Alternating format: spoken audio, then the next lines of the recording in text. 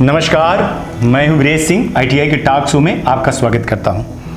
आप देखिए, बहुत क्लियरली चीज़ बता रहा हूं, इसको सुनिएगा कि डीजीटी के बड़े अधिकारी से बात हुई और इन सब चीज़ों को जो आप लोग कमेंट कर रहे हो ना, उस सारे कमेंट को मैंने सबूत बनाया। कई बार बता चुका हूं आपको कि हमारे लिए सबूत आपका वो कमेंट होता है और उस कमेंट में मैं जवाब आपको इसलिए नहीं देता क्योंकि मेरे को आपके कमेंट को स्क्रीनशॉट लेनी पड़ती है, फिर उसको भेजना पड़ता है। मैंने जब बड़े अधिकारी को भेजा और उसमें ख़ास तौर से सप्लीमेंट्री एग्ज़ाम, सेमेस्टर वाला, एनुअल वाला और जो बच्चे अभी छूटे हैं उनको साफ साफ एक शब्द में बोला गया है कि सर हम बिल्कुल भी नहीं बोले हैं कि एग्ज़ाम नहीं करवाएंगे, हम एग्ज़ाम करवाएंगे, हम लगे हुए हैं। आपके द्वारा हमको बताया गया है, लड़कों का कमेंट भी पढ़ा गया है और हम जो है तो पूरी कोशिश कर रहे हैं कि जैसे ये एग्ज़ाम अगस्त में ख़त्म हुआ और रिज़ल्ट आ जाएगा, इसके बाद 17 सितंबर तक में जो है तो इसकी पूरी मार्कशीट देने की तैयारी और दीक्षांत समारोह की हो जाएगी। इसके बाद बोल रहे हैं कि इसके बाद हम आपको अभी बोल रहे हैं कि हम डेट कमेंट नहीं कर रहे हैं, मंथ कमेंट नहीं कर रहे हैं, लेकिन हम बहुत जल्दी मीटिंग कर रहे हैं और उसमें ये चीज़ रखी जा रही है कि लैप्टोभर छूटे हुए जो लड़के हैं, सप्लीमेंट्री लड़के हैं, नए लड़के हैं, पुराने लड़के हैं, उनको कितने फेस में एग्ज़ाम कराया जाए। क्या 3 फेस में होगा या 2 फेस में होगा या 1 फेस में होगा? 1 फेस में तो संभव है ही नहीं है, ठीक है ना। तो कम से कम 2 या 3 फेस में एग्ज़ाम होंगे। उसमें एक चीज़ आ रही है कि अभी बहुत सारे लड़कों का रिजल्ट जो है तो ध्यान से सुनिएगा, बहुत सारे लोगों का रिजल्ट अभी 0-0 अब्सेंट के कारण रुका हुआ है। और वो किसके कारण रुका हुआ है? डीजीटी के गलती नहीं है, वो किसकी गलती है? स्टेट की और नोडल की। उन्होंने एक चीज़ बोला है कि सर एक काम करवाइए आप, लेकिन ये अनऑफिशियल मैं बोल रहा हूँ, आप लोग ये समझिएगा, ये दोस्ती यारी वाली बात है जो मैं आपको बता रहा हूँ कि जो लड़कों को मैंने बोला था कि आप पीजी पोर्टल पे जो शिकायत कर रहे हो और जो इसकी स्क्रीनशॉट आपको मिल रहा है, वहाँ पे अगर आ रहा है कि आपका जो है तो आप देखिए आपके नोडल ने नहीं चढ़ाया है या आपके स्टेट ने नहीं चढ़ाया है, तो आप उसको ले करके मेरे भाई सीधे नोडल के पास जाइए और नोडल के पास जा करके उसको बोलिए कि सर इस चीज़ को मेल करिए कहाँ? स्टेट में, और स्टेट वाले को बोलिए कि वो मेल करे कहाँ? डीजीटी को। इसके बाद आप चुपचाप बैठ जाइए, आपका काम ख़त्म हो जाएगा। पीजी पोर्टल पे शिकायत करने का मतलब ये होता है कि दूध का दूध और पानी का पानी हो जाता है। आपको पता चल जाता है कि एक्चुअली में आपका रिजल्ट रुका कहाँ है, किस कारण से रुका हुआ है। अगर आपका रिजल्ट डीजीटी के कारण रुका हुआ है तो फिर वो तो आ जाता है, लेकिन अगर स्टेट और नोडल से है तो आपके हाथ में सबूत लग जाता है, सबसे बड़ा सबूत लग जाता है, ठीक है ना। और उसी सबूत को आधार बना करके आप जब नोडल के पास से ये मेल करवाएंगे, वहाँ क्या कहते हैं, वो बोलेगा, बहाना करेगा कि वेबसाइट खुलेगा, तब वेबसाइट नहीं खुलने वाली है, वो पोर्टल नहीं खुलने, उसकी चिंता मत करिए, वो क्या होगा क्या नहीं होगा। आपका काम क्या है, आप नोडल वाले को बोलिए वो आपको स्टेट में मेल करे और स्टेट को वाले को बोलिए कि वो वहाँ मेल करे और इसका सबूत लीजिए आप, ठीक है। इसके बाद आप अपना काम बंद कर दीजिए। कुछ जो होगा वो मैं बताऊंगा, ठीक है ना। सब चीज़ें नहीं बता रहा हूँ कि हल्ला हो जाए। जो काम है उस काम को मैं, पुराने जो लड़के हैं वो सेमेस्टर वाले, एनुअल वाले, जिनका नहीं है ईडी प्रैक्टिकल का नंबर नहीं चढ़ा है, वो सीधे सीधे आप लोग अपने नोडल को बोलिए, नोडल से मेल करवाइए और हो सके तो वो कॉपी लीजिए, नहीं तो अपने सामने मेल करवाइए, स्टेट को भेजिए, स्टेट से लेकर के वहाँ करें। क्योंकि ग्रीवांसेस अभी 7,500 से ज़्यादा पड़ा हुआ है पेंडेंसी और प्रोफाइल भी पड़ी हुई है अपडेट वाली। तो आप जब तक ये सारी चीज़ें नहीं कराओगे तो आप अटके रहोगे। एक चीज़ तो ये हो गई, पूरा जो इतना अभी तक पता है। दूसरा चीज़ बहुत ध्यान से सुनिएगा, आप लोग बीच में छोड़ देते हो तो फिर आपको ये बाद में फिर आप वही सवाल फिर वही हमको जवाब देना पड़ता है बार बार, हर बार संडे को वही जवाब देना पड़ता है, जबकि कुछ नया जवाब कुछ नए लोगों को लीजिए। बहुत ध्यान से सुनिएगा, मैं बहुत पहले कह चुका हूँ, इस बार जो मौका मिलेगा ना वो शायद आपका लास्ट मौका रहे। मिला तो, जिस तरह से आप लोग बात कर रहे हो, मिला तो मैं पूरी 100% कोशिश कर रहा हूँ, इसीलिए मंडे तक मेरे को मत छेड़िए, मंडे तक मेरे को फ़ोन न लगाइए, ठीक है ना। आज शनिवार इतवार 2 दिन छोड़िए, क्योंकि क्या है कि मैं पीएमओ को जवाब दे रहा हूँ, पीएमओ को लिख रहा हूँ बहुत सारी चीज़ें जो डीजीटी की गलतियाँ हैं, जो डीजीटी में कमियाँ हैं, जो स्टेट में कमियाँ हैं, जो नोडल में कमियाँ हैं, जो आईटीआई में कमियाँ हैं, वो मैं लिख रहा हूँ। हमको 20 तारीख को भेजना था, लेकिन 20 तारीख तक में नहीं हो पाया, क्योंकि और उसमें हम लीगल पॉइंट डाल रहे हैं। उसको हम कोशिश कर रहे हैं कि सोमवार को हम उसको मेल करेंगे 4-5 बजे, मेल क्या पोस्ट करेंगे हम, ठीक है ना, मेल तो होता नहीं है, पोस्ट करेंगे। तो इसलिए उसमें कवरिंग और बहुत सारी चीज़ें लग रही हैं, इसलिए टाइम लग रहा है। आपके हित की चीज़ है, आईटीआई के हित की चीज़ है, टाइम लगेगा, लेकिन बहुत सारी चीज़ें हो जाएंगी। आपको सिर्फ ये कह रहा हूँ, आप अपने आईटीआई के संपर्क में रहिए। पहली बात, व्हाट्सएप पे ग्रुप बना लीजिए आईटीआई वाले को, जो मेन टीचर और डायरेक्टर हों। सबसे पहला काम ये करिए। इसके बाद दूसरा काम बता रहा हूँ, जिनकी फीस बची है ना, अपनी फीस कंप्लीट करिए। और फीस कंप्लीट करते समय ध्यान दीजिएगा कि रसीद में लिखवा लीजिएगा कि आपकी पूरी फीस कंप्लीट हो गई है, और एग्ज़ाम फीस भर छोड़ करके बाकी जितना ड्यू है वो क्लियर करिए। और आईटीआई से रिलेशन बनाए रखिए। अगर आईटीआई से रिलेशन नहीं बनाए तो इस बार भी वही हालत होगी जो पिछले बार हालत हुई थी। आप दोष न देना, मैं बार बार ये चीज़ों को नहीं बताने वाला हूँ। अभी भी अपने आईटीआई वालों को बोलिए कि सर ग्रुप बना करके मेरे को रखे, चाहे स्टेट वाला हो, चाहे सेमेस्टर वाला हो और चाहे एनुअल वाला। अगर आपने ध्यान नहीं दिया तो फिर इस बार कुछ नहीं होने वाला है और दिक्कत आपके पास खड़ी होने वाली है। इसलिए अभी जैसे एग्ज़ाम होगा, रिजल्ट इनका आएगा, आप लोगों की तैयारी होना चालू हो जाएगी। ये भी मैं बता दूं, उन लोगों ने डेटा को एनालाइज करना चालू कर दिया है। लगभग उनके डेट भी फिक्स हो गए हैं, लगभग उनके जो है तो टाइम टेबल भी फिक्स हो गए हैं। अब सिर्फ इतना चीज़ देखा जा रहा है कि जो ये लड़के अभी एब्सेंट होंगे या अभी फेल होंगे या अभी सप्लीमेंट्री आएंगे, उनको किस फेस में रखा जाएगा और कब एग्ज़ाम करवाया जाएगा।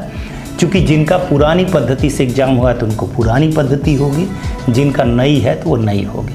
अब आप हमको ये ना कहा करिए कि 2018 वालों का क्या हुआ, 2019 वालों का क्या हुआ। मैं सबको बता रहा हूँ, 2014 से लेकर के 2023 तक की चीज़ें बता रहा हूँ। सब कोई है, सबकी तैयारी हो गई है। आप अपने आईटीआई के ग्रुप में शामिल हो जाइए। आप अपने आईटीआई के संपर्क में रहिए 2-3 महीने। आप अपनी फीस को जितनी ड्यू है उसको क्लियर कर दीजिए। अपनी फीस पे ये सारी चीज़ें लिखवा लीजिए कि हमारी पूरे नोटिस हो गया है। अगर आप अब छूटे तो फिर आप कुछ भी करो, कुछ नहीं होने वाला है। और अब पहले जैसे कोई भी सिस्टम नहीं रह गया है, अब बदलाव हो रहा है। डीजीटी अपने आप को बदल ली है, अब आपको बदलना है, अब आपकी बारी है।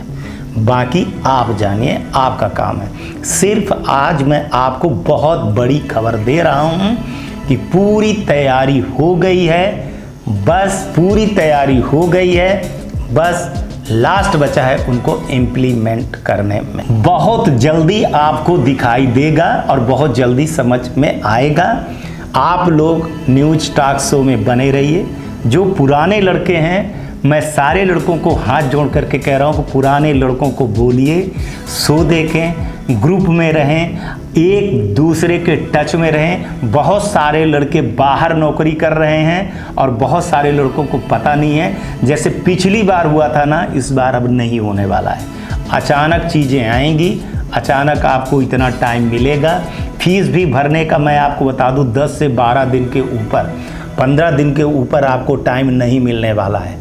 और फिर सर्वर बैठेगा, फिर बहुत सारी चीज़ें होंगी, फिर आप फीस के लिए लड़ाई लड़ोगे, फिर आप कहोगे कि सर इतनी फ़ीस कम कर दो, फिर सर इतनी फ़ीस कर दो, फिर हमारा ये नहीं है, फिर हमारा वो नहीं है, किसी का जो है तो एलिजिबिलिटी नहीं है, किसी का H1 H2 नहीं है, किसी का प्रैक्टिकल में बहुत सारी दिक्कत है।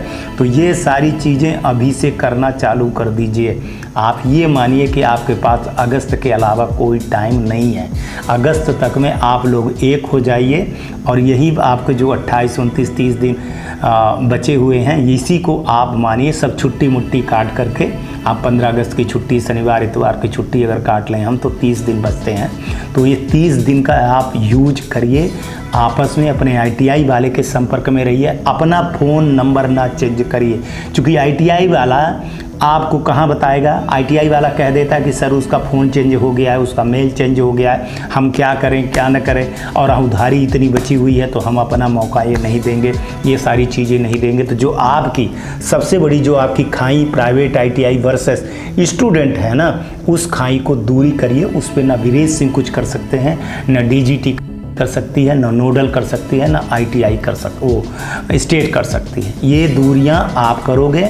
अगर आपको ITI में पास होना है, अगर ITI में आपको सफल होना है, अगर ITI आपको करना है, तो आप इस चीज़ को गांठ बांध लीजिए। एक चीज़ और रह गई, जिनका CBT एग्ज़ाम नहीं हुआ है, छूटा हुआ है, उनको भी बोल रहा हूँ कि अपने ITI पे संपर्क में रहिए। बहुत सारे ITI वालों ने आप लोगों को इसलिए नहीं भेजा है क्योंकि आपकी फ़ीस नहीं जमा थी, आपने दादागिरी किया है, आपने आंख दिखाया है, वो सारी चीज़ें आपको वो परिणाम भुगतने को मिला है, और बहुत बड़ा परिणाम भुगतने को मिला है। आप अच्छी तरीके से इस चीज़ को जानते हो। एक चीज़ बता दूं, जो आप लोग एक सबसे बड़ी जो कमी आई है ना, उस पर एक बार बात ही कर लूँ, चर्चा ही कर लूँ। आज एक गलतफहमी आई है कि आप लोगों ने ITI वाले को बोला था, ITI ने बोला कि मैं कमीशन दूंगा, आपने 10-10, 15-15 स्टूडेंट को उनके वहाँ वो करवा दिया। अंत में वो ITI वाले बोला कि मैंने जो है तो ऐसे नहीं बोला था और मैं फ़ीस नहीं काटूंगा, आपको तो टोटल फ़ीस जमा करनी पड़ेगी। ये कुछ नहीं होता है, आपने करवाया ही क्यों था, ये आपकी गलती है। या आप लिखवा लेते, या आप उसकी रसीद ले लेते, तब आप बचते। और कई ITI वाले को कई लड़के बोल रहे हैं कि सर हमने 15 एडमिशन करवाया तो 15,000 रुपये हुआ, उसने माइनस नहीं किया, अब वो नहीं कर रहा है। क्यों करेगा? आपने लिखवाया क्या, लिखित में लिया क्या? आप 15,000 की रसीद तो ले लेते कम से कम उससे, नहीं लिए हो तो उसका परिणाम आप भोगोगे। कई लड़कों को एक चीज़ मैं बता दूं कि कमीशन दे दिए हैं, फिर बोले कि आप परीक्षा फ़ीस नहीं जमा की हो। अगर आपने परीक्षा फ़ीस की जो एंट्री होती है ना, वो नहीं जमा किया है और उसकी रसीद नहीं ली है ना आप, तो आपको दिक्कत हो जाएगी। और इस बार अपने ITI के सामने एक बार बोल रहा हूँ, बहुत ध्यान से सुन लीजिएगा, वरना परिणाम आपका और ये मुद्दे नहीं उठने वाले हैं।